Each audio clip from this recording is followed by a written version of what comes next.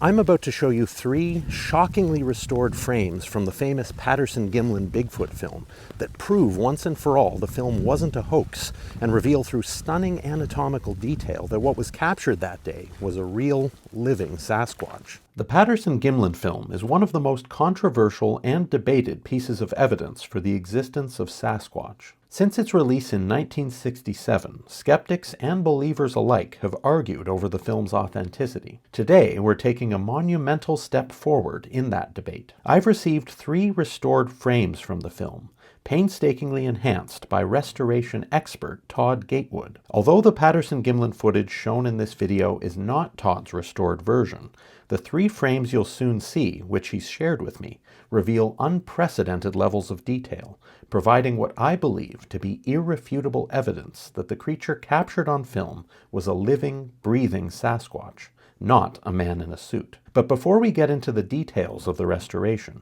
let's quickly address one of the most persistent hoax claims surrounding the film, the so-called Heronimus Suit. Brief debunking of the Heronimus Suit claim. Over the years, skeptics have pointed to Bob Heronimus's claim that he wore a suit to portray the creature in the Patterson-Gimlin film. However, this claim falls apart under scrutiny. Firstly, Heronimus's description of the suit, including how it was allegedly made and its materials, does not align with what we see in the film. The muscle movement, fur texture, and anatomical details visible in the creature go far beyond what could be achieved with a 1960s costume. Additionally, no physical evidence of the suit has ever been presented, despite Heronimus claiming it existed. I've already addressed this claim, along with all other hoax theories, in great detail in other videos, which I'll link in the description below. For now, suffice it to say that the Heronimus claim and other hoax claims are entirely inconsistent with the visual evidence we'll explore in the restored frames. Section 1. Todd Gatewood and his restoration process. Before we examine the frames, let's talk about the man behind the restoration, Todd Gatewood. Todd is a highly skilled professional with years of experience in photo and film restoration. As a passionate fan of the Patterson-Gimlin film, he has dedicated himself to studying and preserving it using cutting-edge digital techniques. In Todd's own words, quote, "I started as a photo archivist, restoring and preserving photographs, often using Marshall oils on Kodak Ectoler G prints. Over time, I transitioned to the digital darkroom and editing suite. The Patterson-Gimlin film has been a personal passion since its release, and in 2024, I copied the film frame by frame, capturing every detail." Next, I'm going to tell you more about the fascinating methods Todd used to achieve the results he did on the Patterson-Gimlin film. Then I'm going to show you those results. But first, I want to talk to you for just a minute about the paid partner for today's video, BetterHelp. Encountering the unknown can change you. Many of you have shared your stories with me, traumatizing encounters with Sasquatch. You've described the fear, disbelief, and worst of all, the pain of not being believed about what you saw. I get it. After my own encounter, I felt the same way, isolated and unsure of how to process what I'd experienced. But starting therapy through BetterHelp changed everything. My therapist helped me unpack those emotions and was actually the one who first suggested I start sharing my story. If you're struggling too, therapy really can help. That's why I've partnered with BetterHelp. It's an online platform that makes finding the right therapist simple. With BetterHelp, you can connect with a caring professional who understands trauma and can help you process these overwhelming experiences, whether it's fear, anger, or the frustration of not being heard. BetterHelp offers access to licensed therapists who can guide you through untangling these emotions and finding peace, right from the comfort of your home. You can match with your ideal therapist in as little as just a couple of days, and if they're not the right fit, you can switch therapists at no extra cost anytime with just the click of a button. Having the right person to talk to can make all the difference, especially when you've been through something as life-altering as a Sasquatch encounter, or anything else traumatic. It's about reclaiming your narrative and moving forward. Start your healing journey today with BetterHelp. Click the link in the description or pinned comment, betterhelp.com/cabininthewoods, and get 10% off your first month, because no one should face these emotions alone. Thanks again to the paid partner of today's video, BetterHelp. Now, back to the Patterson-Gimlin film. Todd's restoration of the Patterson-Gimlin film, which involved zero use of AI, represents the most comprehensive and detailed effort to date. He explains the key to his success, quote, "When you're watching the Patterson-Gimlin film online, you're likely seeing a 5th-generation copy. But the portrait of Patty's face from frame 364, that's a 1st-generation large-format photograph. The original master copy of the film was photographed using a 4x5 large-format camera, producing negatives with incredible detail. Bruce Bonney from the University of Texas analyzed these negatives in the 1980s, noting that the details down to Patty's eyelashes were visible. That's not something you'll see in a 5th-generation copy. Through fortunate circumstances, Todd obtained a high-quality scan of one of these original negatives, a raw, uncompressed 5-megabyte file containing immense visual information. Most modern scans of the film were made using flatbed scanners designed for documents, not high-resolution imaging. Todds restoration process involves meticulous techniques. Quote,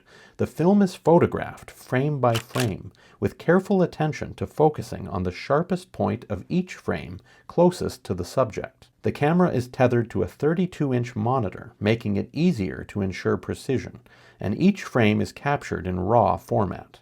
From there, the frames are recompiled into a film. The next stage of Todd's process involves a complete restoration of the recompiled film. Quote, "This involves going through each frame to remove dust and scratches, compensate for shrinkage and warpage, and eliminate yellow stains and other organic discolorations. Many renders are performed using various filters to restore the film's clarity and fidelity. While I can't cover every step here, these details will be outlined in my upcoming documentary." Speaking of Todd's upcoming documentary, which will be released sometime in the coming months, I'll leave a link in the description of this video to his YouTube channel.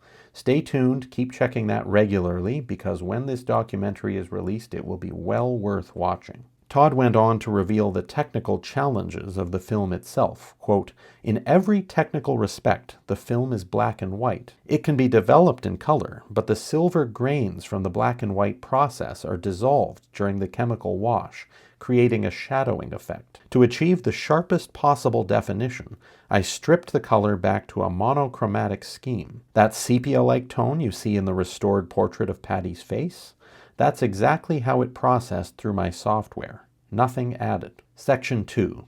The restored frames. Now let's examine the 3 restored frames Todd provided. These frames, 345, 352, and 364, bring us face to face with details that have never been visible before. Let's analyze these features in depth. Frame 352. In this frame, we see the creature mid-stride, and Todd's restoration brings out a wealth of anatomical details. The flexion of the hamstring and calf muscles is clearly visible. Zooming in, you can see individual tendons and distinct separation of the muscle groups. These details would be impossible to replicate with a costume, especially given the technology of the 1960s. Todd explains, quote, "The muscle groups are not just visible, they're dynamic. The way the calf contracts and the hamstring stretches mid-stride shows the kind of natural movement you only see in a living organism. A costume cannot simulate this level of biomechanical realism." Additionally, the arm swing and shoulder structure are telling. The scapular movement aligns perfectly with the stride, showcasing a broad, powerful upper torso that doesn't match human anatomy. Frame 364. This frame captures the creature turning its head, and it's perhaps the most iconic image of Patty. Todd's restoration brings the face into stunning clarity. The texture of the skin, subtle wrinkles, and even the pores are visible. The fur transitions smoothly around the jawline, and the asymmetry of the features adds to the authenticity. Todd elaborates, quote, "When you look at the face, you're not seeing a mask. You're seeing a living creature. The asymmetry in the eyes, the natural curve of the lips, and the fur variation all point to a biological entity. Masks, especially in the 1960s, simply couldn't achieve this level of detail." What is particularly remarkable about frame 364 is just how human-like Patty's face appears. The expression, the positioning of the features, and even the visible musculature in the cheeks and forehead suggest an intelligent and sentient being. This aligns with findings from Dr. Melba Ketchum's DNA study, which revealed that Sasquatch may be a hybrid of human and unknown primate. Patty's appearance in this frame offers compelling visual support for this conclusion, with features that look distinctly human, yet undeniably different from us. The eyes are another standout feature. They reflect light in a manner consistent with real eyes, not glass or plastic substitutes. The nose is broad and flat, deviating significantly from most human proportions. Todd notes, quote, "The combination of anatomical precision and natural texture is what makes this frame so compelling. You can even make out the individual eyelashes and the faint musculature around the cheeks and forehead. This is not something you can fake." The profound humanity in this frame challenges traditional notions of Sasquatch as merely a wild animal. Instead, it paints a picture of a creature that shares an intricate connection with humans while remaining distinctly its own species. Frame 345. This frame from earlier in the film showcases the creature walking away with its back muscles on full display. The trapezius, deltoids, and latissimus dorsi muscles are prominently defined, moving fluidly as the stride progresses. The fur's texture is highly detailed, showing clumps and variations that align with natural movement. Todd explains, quote, "What's remarkable here is the proportional accuracy. The arms are much longer than a human's, and the shoulder placement is lower. These are consistent with a non-human primate, not a man in a suit. The fur also exhibits a level of variation that would be impossible to achieve with a costume." Todd adds, quote, "Costumes have uniform fur texture because they're mass-produced materials. Here you see fur that clumps, reflects light differently, and moves naturally with the underlying musculature." Section 3. Addressing skeptical claims. Claim 1. It's a man in a costume. The muscle movement visible in the restored frames is impossible to replicate with a suit, especially in 1967, as we've already covered. As Todd explains, quote, "Costumes of that era were rigid and lacked flexibility. They couldn't simulate muscle contractions or the dynamic movement of tendons and joints. Even today's special effects experts, using state-of-the-art technology, struggle to replicate this level of realism. The notion that Patterson and Gimlin, two cowboys on a shoestring budget, could create a suit this convincing is implausible." Claim 2.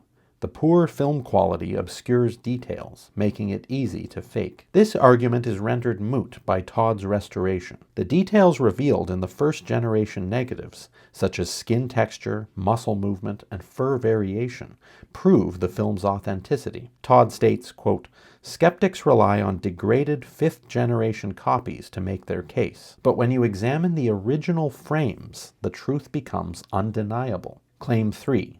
The creature's proportions match a human's. Todd's analysis disproves this claim as well. The limb ratios, shoulder width, and stride length are unlike any human. The foot anatomy, including midfoot flexion and flat arches, is consistent with a Sasquatch, not a human wearing shoes. Additionally, the arm length far exceeds typical human proportions, aligning more closely with great ape anatomy. Claim 4. The face looks like a mask. The restored portrait of Patty's face debunks this claim thoroughly. The asymmetry, skin texture, and natural transitions between fur and skin are hallmarks of a biological entity. Masks, especially from the 1960s, could not achieve this level of realism. Todd notes, quote, "What you're seeing is not a rigid, lifeless face, but a living creature's dynamic expression." Claim 5. The film could have been staged by Patterson and Gimlin. The logistical challenges of staging such a hoax are immense. The remote filming location, precise camera work,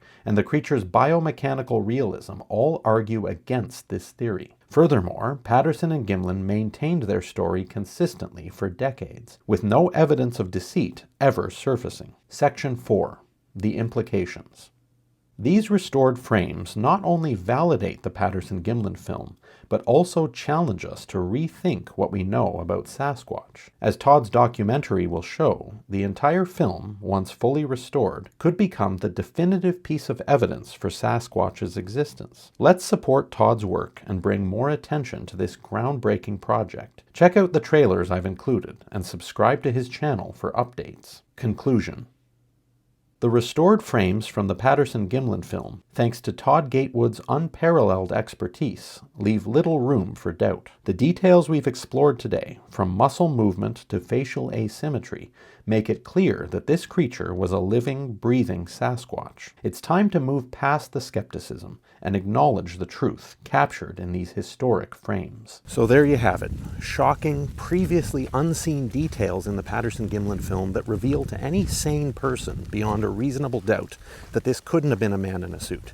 If you enjoyed this video, please give it a like and share it with your family and friends, and subscribe to this channel. And if you want to contribute to future projects and show me extra support, I'll leave a link to my Buy Me a Coffee page in the description. Thanks for watching.